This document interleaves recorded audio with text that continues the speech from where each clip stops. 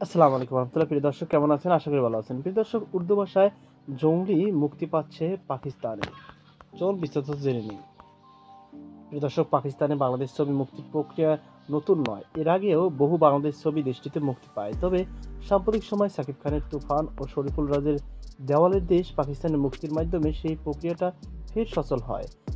এই দুইটি ছবি মূলত বাংলা ভাষা, ইংরেজি সাবটাইটেল মুক্তি দেওয়া হয় দেশটিতে। এবার পাকিস্তানে বাংলাদেশ সিনেমাকে একেবারে উর্দুতে ডাব করে মুক্তি দেওয়া হচ্ছে। সিনেমাটি হচ্ছে সিয়াম আহমেদ অভিনীত ও এ এম রাহিম পরিচালিত জঙ্গলি। গেল ঈদ উল ফিতরে যে সিনেমাটি বাংলাদেশে দারুণ দর্শকপ্রিয়তা পায় এবং প্রশংসিত হয়। বাংলাদেশে প্রশংসার পর জঙ্গলি আমেরিকা ও কানাডার 40টি থিয়েটারেও একযোগে মুক্তি পায়। সেখানেও দারুণ দর্শক সাড়া পেয়েছে বলে জানিয়েছেন পরিবেশক প্রতিষ্ঠান স্বপ্ন স্কোয়ারকে।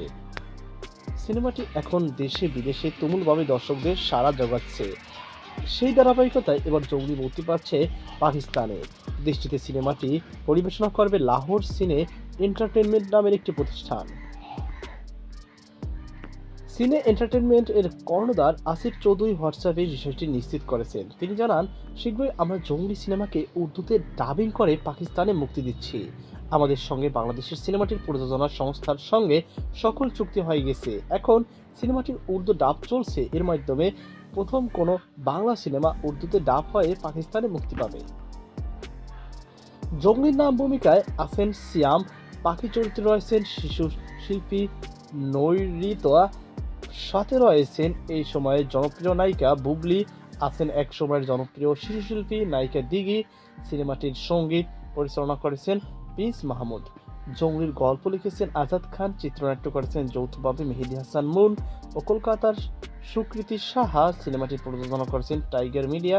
প্রতিষ্ঠানটির কর্ণধার জাহিদ হাসান অভি পাকিস্তানে মুক্তির বিষয়ে বলেন, আমাদের সকল আনুষ্ঠানিকতার কথা শেষ, এখন ডাবিং চলছে।